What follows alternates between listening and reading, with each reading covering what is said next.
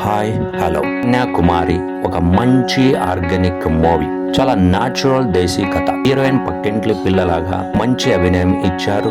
Beautiful girl with మస్త్ expressions and super dialogue delivery. ఆమెకి software engineer అవ్వాలని, హీరోకి రైతుడు అవ్వాలని తపన.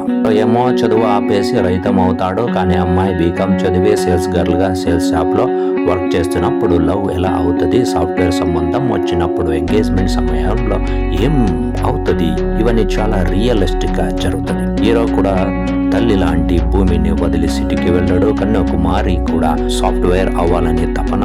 వదిలేని ప్రసంగాలు ఏం జరుగుతుంది అనేది టోటల్ స్టోరీ. ఫిలిం లో అన్నెసెసరీ సాంగ్స్, హెవీ డైలాగ్స్ ఏమి లేకుండా ఒక మంచి పుస్తకం చదివితే ఒక కొత్త మెలోడీ సాంగ్ పాటలు వింటే దొరికే అనుభూతి ఫిలిం నుంచి దొరుకుతుంది.